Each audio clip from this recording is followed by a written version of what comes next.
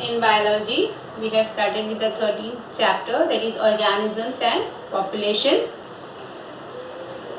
Last time we have completed with mutualism, competition. Today we are going to start with parasitism. Okay, parasitism. This comes under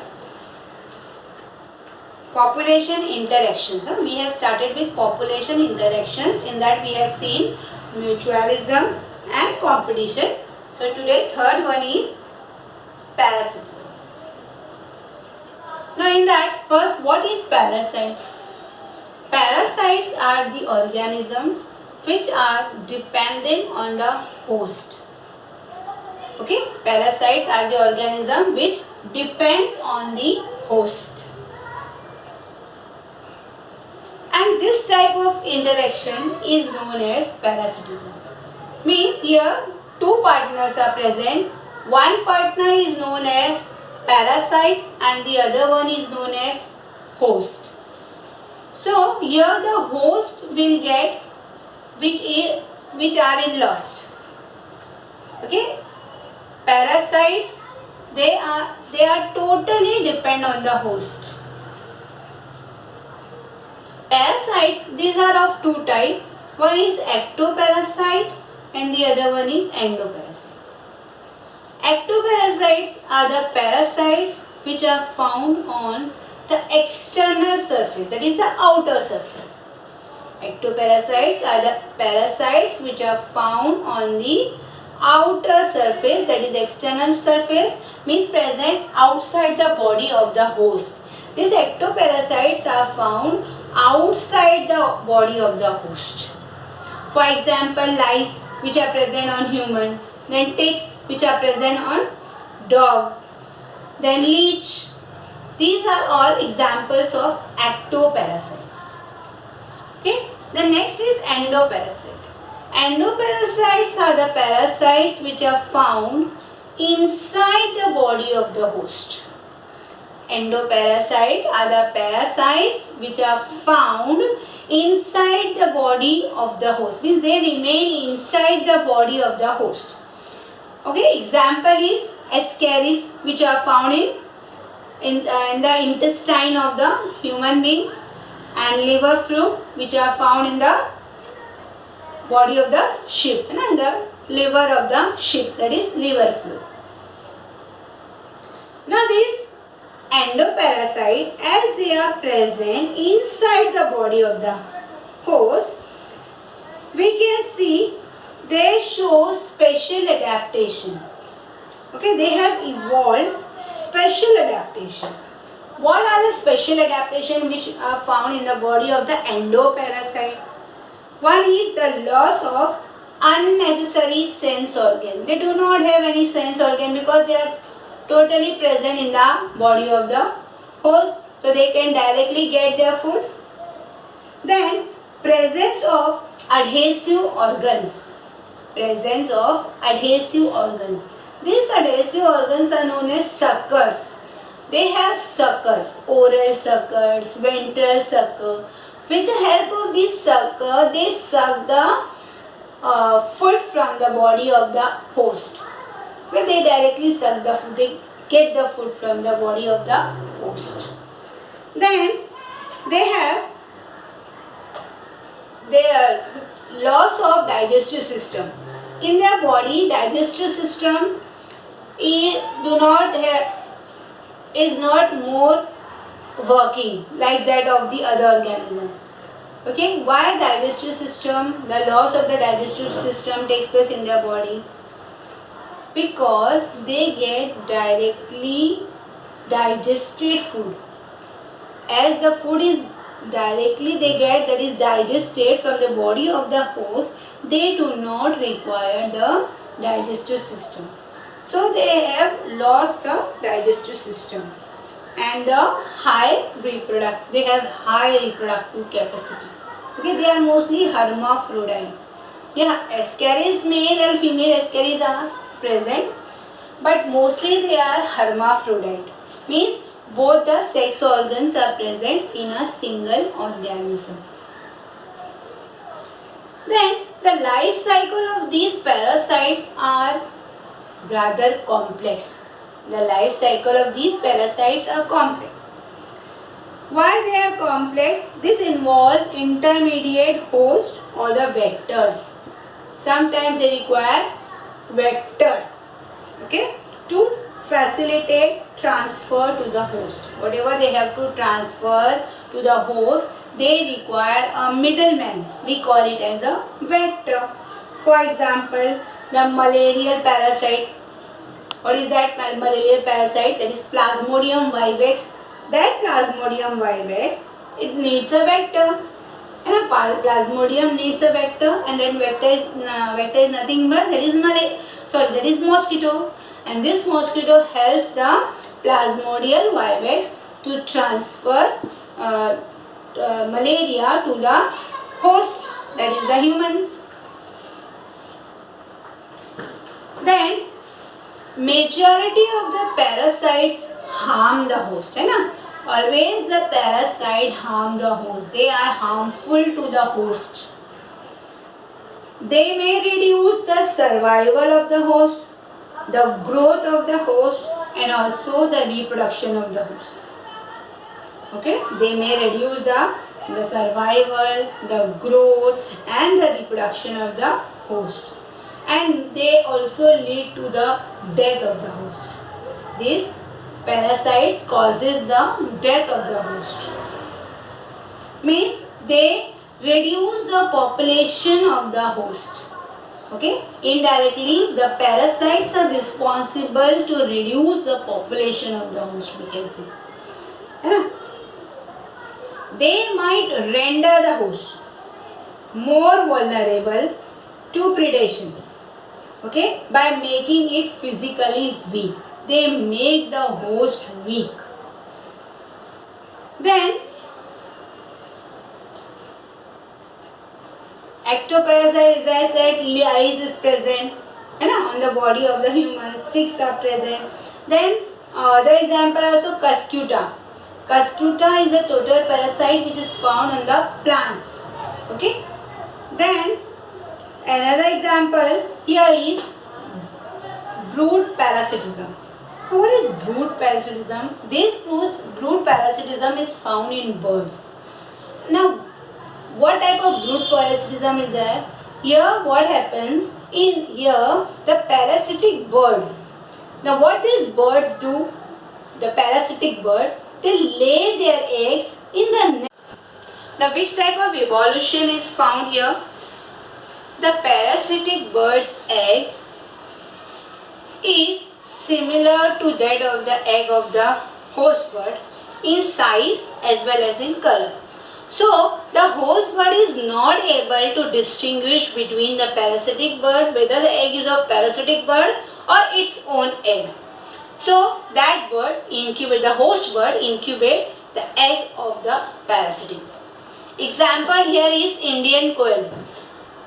Indian quail is a parasitic bird which lay its egg in the nest of the Indian crow. Means the Indian crow is a host here.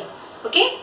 So, brood parasitism is found in birds.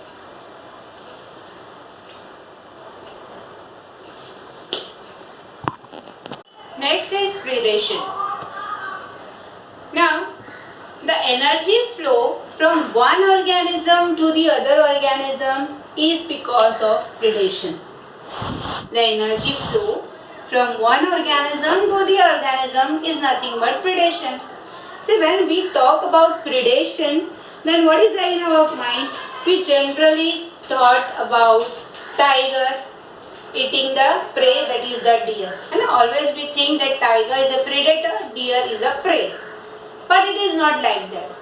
If sparrow is eating the seed, then sparrow is also a predator. And seed is prey. On the other hand, herbivorous animals are eating the plants. So these herbivorous animals are also predator and the plants are the prey. Frog, which acts as a predator and locust as a prey.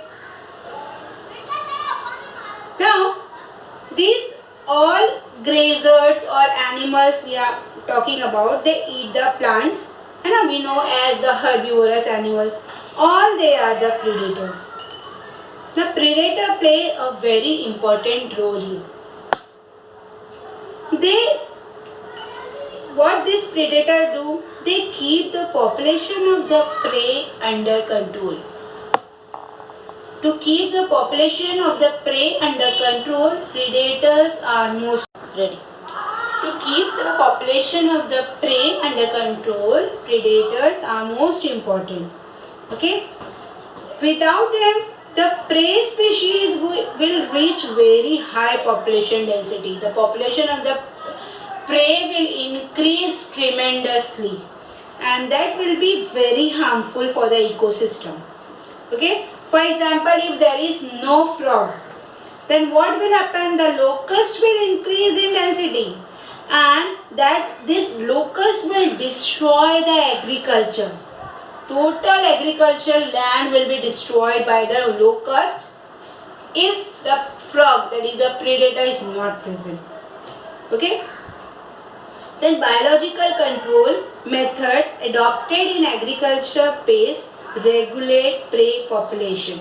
We have evolved different biological control techniques. We are using insecticides and this biotechnology techniques are the different biotechnology techniques are present, with the help of which we can control the prey population. Then this predator, they also helps to maintain the species diversity in the community. Okay, this predator helps to maintain the species diversity in a community by reducing the intensity of competition amongst the prey. Then certain exotic species are present. If these exotic species are introduced accidentally, or we can say intentionally, in a particular area, in a particular geographical area, then what will happen? They become invasive and they start spreading rapidly. This because of the absence of natural predator. If natural predator is absent in a particular area and we introduce a new predator, then the predator, if get the prey, then the population of the predator will increase in number. For example, the zebra mussel, which is present in the intertidal zone of the North America. If a predator now what happens? But if the predator overexploits its prey, so what will happen? The prey will become extinct, and as the prey is extinct, later on the predator will also get extinct because of the prey, because predator will not get the prey as its food, and as there is no prey, the predator species will also become extinct. Then the prey species, now to defend itself, the prey species has evolved evolutionary arm race. They have evolved their various defense to get protected from the predator. For example, better camouflage for concealment, faster speed for escape. Now the speed of this camouflage is fast and for the prey, and the predator has to counter this by its own means. Means if a predator has to catch the predator has to run faster than the prey to catch the prey. Then one more example is that the monarch butterfly. A butterfly that is known as monarch butterfly is distasteful to the predator. Why it is distasteful? Because of the chemical which is present on the body of this butterfly. Now from where this butterfly get this chemical? The butterfly, when it is present in the caterpillar stage, at that time it feeds on a poisonous weed. If the butterfly is present on the poisonous weed, and if it eats that weed, poisonous weed, then what happens? The butterfly body gets this chemical get poisonous chemical is accumulated in the body of the butterfly, and if the the predator eats that butterfly, then the predator will get distasteful taste. Okay. Then for plants, herbivorous are the predators. And for plant, herbivorous are the predator. Herbivorous animals all are predator for the plant. So plant has also evolved various defense mechanisms. For example, thorns on the body of the different plant, thorns are present. For example, rose plant, thorns are present. This helps the plant to protect itself from the predator. Then different, for example, calotropis. The calotropis, it's growing in abundant fields. Now it produces highly poisonous cardiac glycosides. Calotropis produce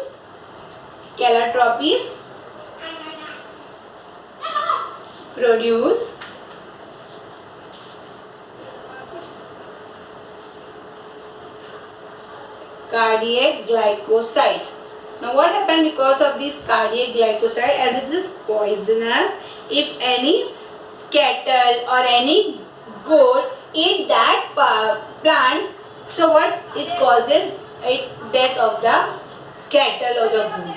So never the cattle or the goat, they are found near these calotropis. Then different chemicals like nicotine, caffeine, quinine, opium, these are also present on the plant. These are grown on a large scale. These are present. These plants are grown on a large scale, and no predator eat this plant. Okay, because these are the secondary metabolites which are produced by them. Actually, is a defense for these are the defense for them from the predators.